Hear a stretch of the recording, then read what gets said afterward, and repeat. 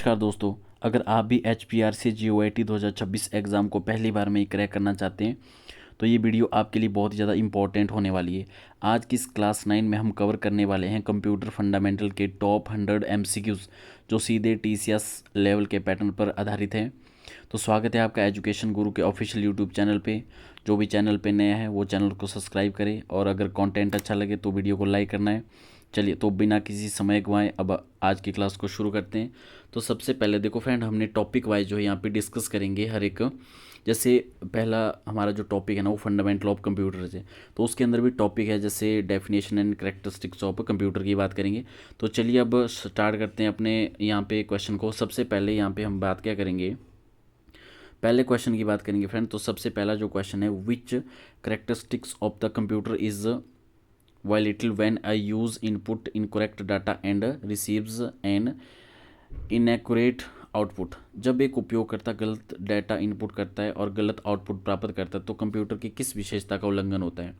तो फ्रेंड इसका जो राइट आंसर रहेगा वो रहेगा ऑप्शन सी, है ना। गीगो। गीगो क्या होता है, गार्बेज इन गार्बेज आउट। तो इसका जो राइट आंसर है वो ऑप्शन सी है, क्योंकि आपने ध्यान रखना ये गीगो क्या होता है, ये जब हम गलत डाटा इनपुट करते हैं तो ये हमें गलत आउटपुट ही क्या करता है, प्रदान करता है। चलिए नेक्स्ट क्वेश्चन देखते हैं। The inability of a computer to think and its own or make subjective decision is technically described as which of the following. Computer की स्वयं सोचने या अपने विवेक से निर्णय लेने में असमर्थता को तकनीकी रूप से किस रूप में वर्णित किया गया है। तो फ्रेंड इसका जो राइट आंसर रहेगा वो रहेगा ऑप्शन बी, है ना। तो बी राइट आंसर है। तो जीरो IQ इंटेलिजेंस, यहाँ पे अगर हम बात करेंगे शून्य IQ की, है ना, तो इसका जो राइट आंसर आपने ध्यान रखना है वो ऑप्शन बी, जीरो। तो ये आपका याद रखना, कंप्यूटर की स्वयं सोचने और अपने विवेक से निर्णय लेने में असमर्थता की तकनीकी रूप से ये डिफाइन करता है। क्लियर हो गया। चलिए फ्रेंड आगे बढ़ते हैं। तो आई होप आपको वीडियो अच्छी लग रही होगी, कंटेंट अच्छा लग रहा होगा। फ्रेंड चैनल अभी छोटा है तो प्लीज़ सपोर्ट करिए, और ताकि आपके सहयोग से जो है चैनल ग्रो कर सके तो चैनल को सब्सक्राइब करना है, और कंटेंट अगर अच्छा लग रहा है तो वीडियो को लाइक करना है। चलिए अब नेक्स्ट क्वेश्चन देखते हैं। A computer can perform completely different types of work seamlessly such as scientific calculation immediately flowing by multimedia editing, this is non age. मतलब एक कंप्यूटर पूरी तरह से विभिन्न प्रकार के कार्य आसानी से कर सकता है ना। तो जैसे वैज्ञानिक गणना हो गया के तुरंत बाद मल्टीमीडिया उत्पादन, इसे किस रूप में जाना जाता है। तो फ्रेंड इसका आपने ध्यान रखना है, इसको क्या बोलते हैं। इसका जो राइट आंसर रहेगा वो रहेगा ऑप्शन सी, वर्सटैलिटी, है ना। तो वर्सटैलिटी यानी बहुमुखी प्रतिभा, तो ये इसका राइट आंसर रहेगा। तो ये आपने यहाँ से ध्यान रखना है। क्लियर हो गया। तो थर्ड का क्या है, ऑप्शन सी। क्लियर। आगे देखते हैं next. Which of the following describes as the diligence characteristic of the computer system. निम्न में से कौन कंप्यूटर सिस्टम की परिश्रम विशेषता का सही वर्णन करता है। तो फ्रेंड इसका जो राइट आंसर आपने ध्यान रखना है वो क्या है, वो है यहाँ पे option B, freedom from tiredness, यहाँ पे monotony and lack of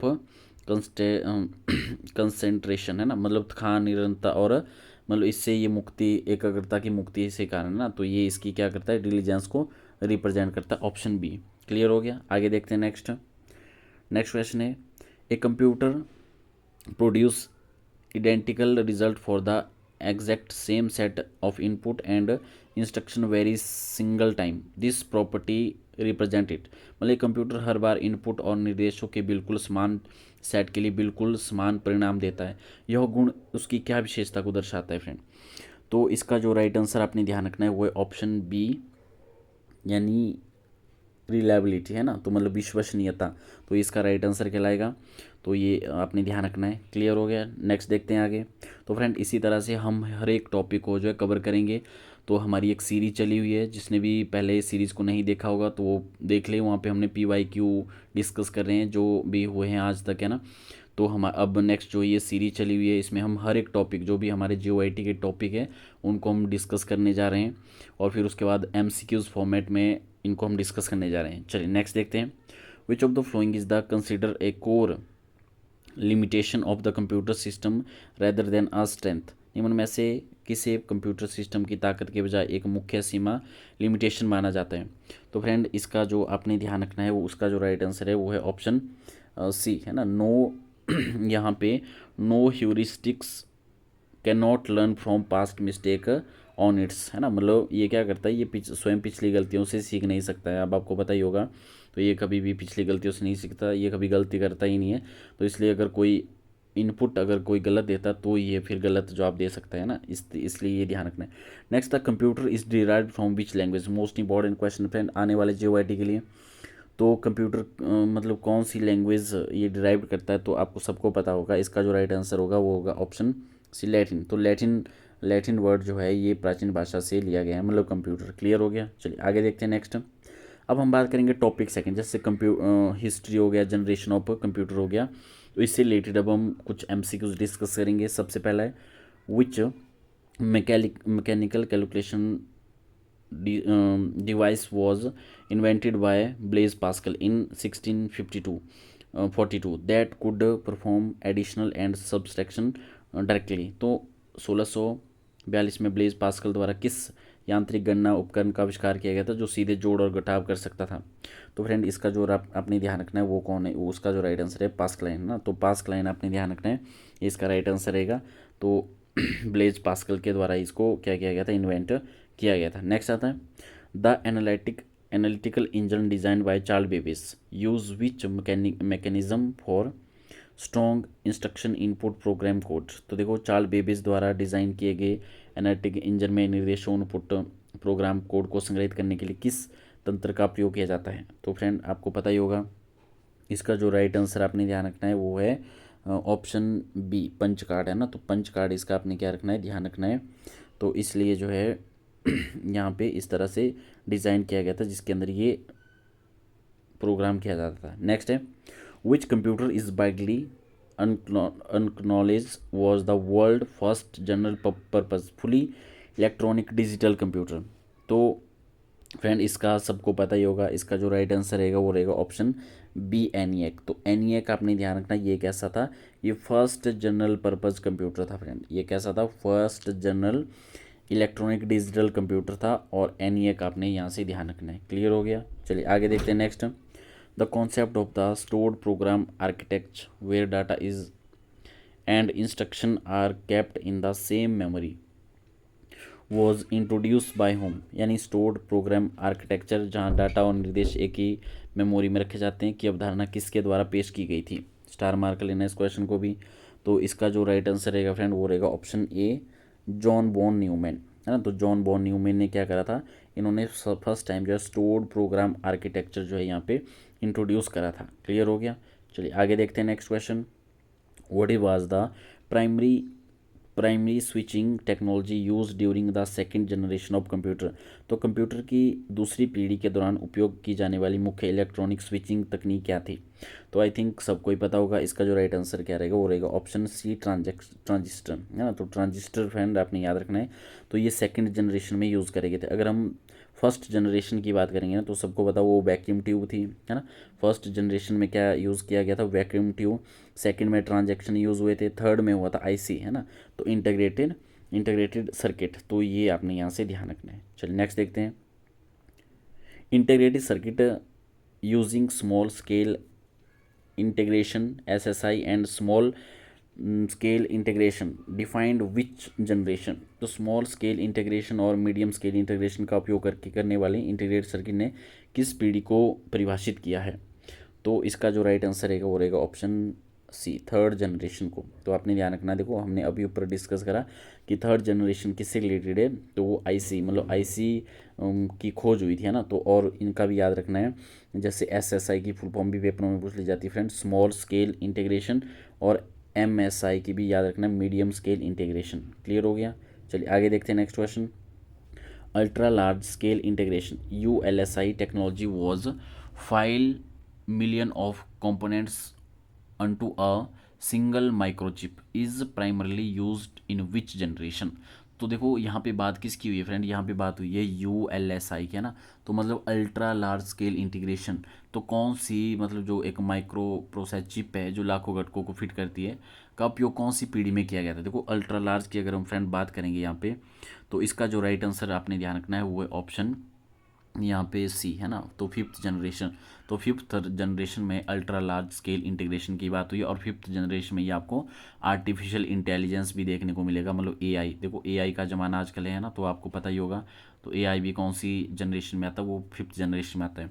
which programming language were predominantly introduced and used during the first generation of computer। Computer की पहली पीढ़ी के दौरान मुख्य रूप से कौन सी प्रोग्रामिंग लैंग्वेज यहाँ पे यूज़ की गई थी, है ना।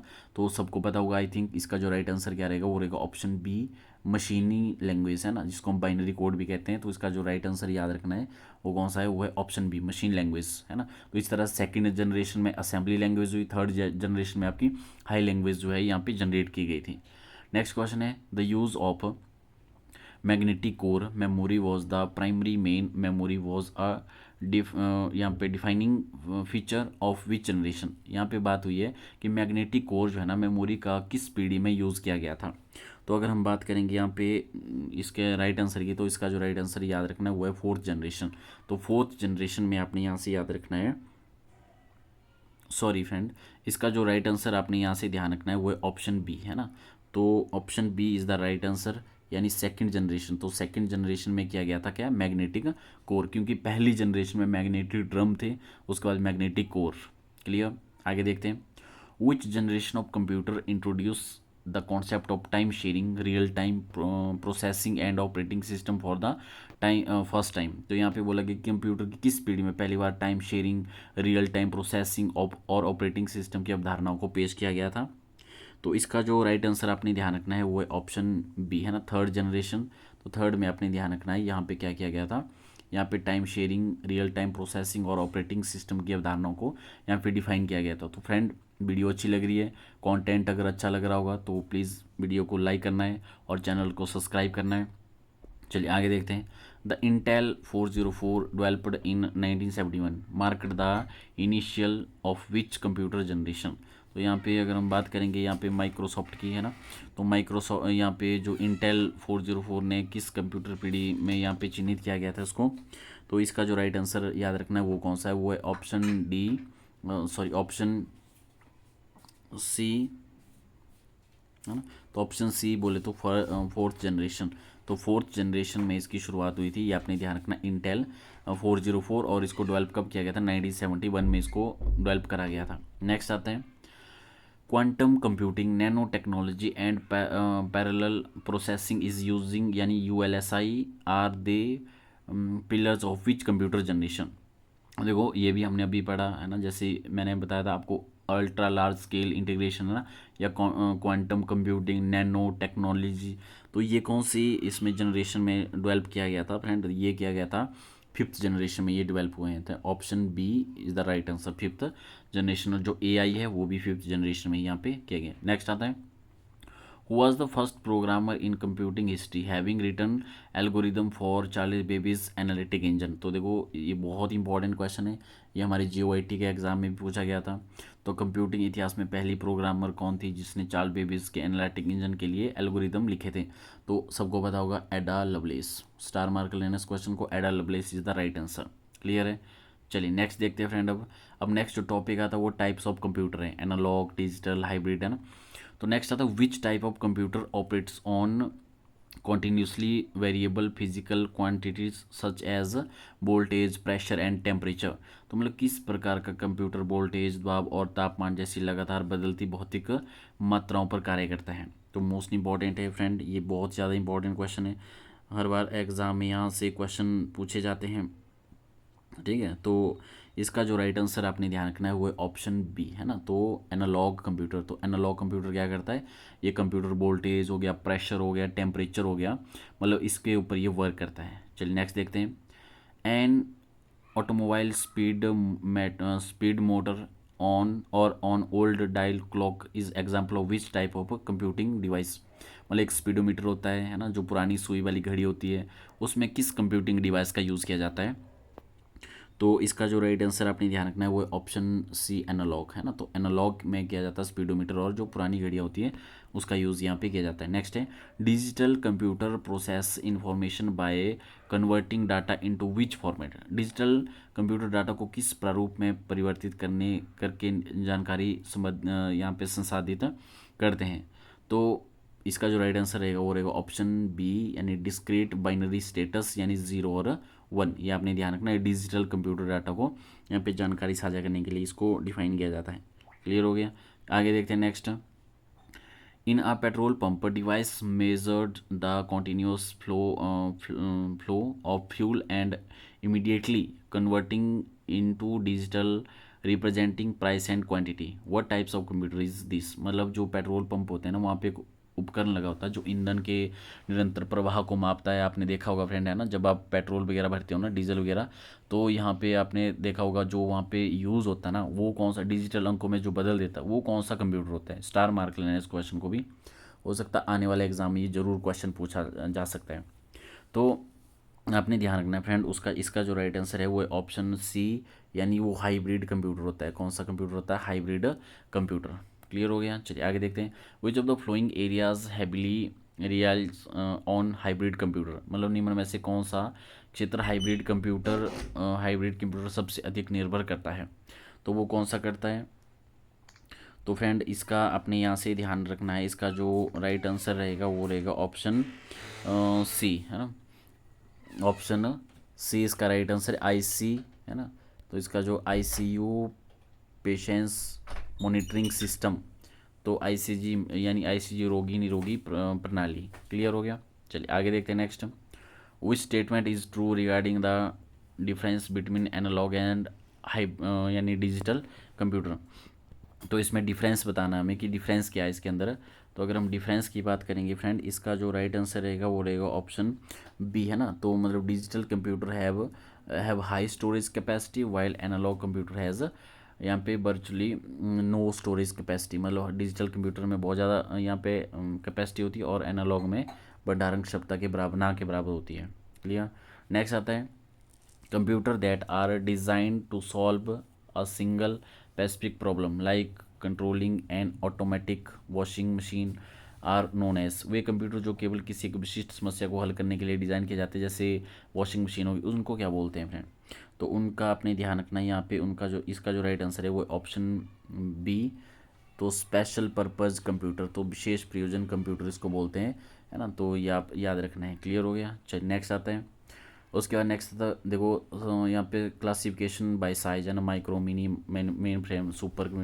विच class of the computer is also refer to the mid range computer and it's typically used by medium size business और डिपार्टमेंट ऑपरेशन।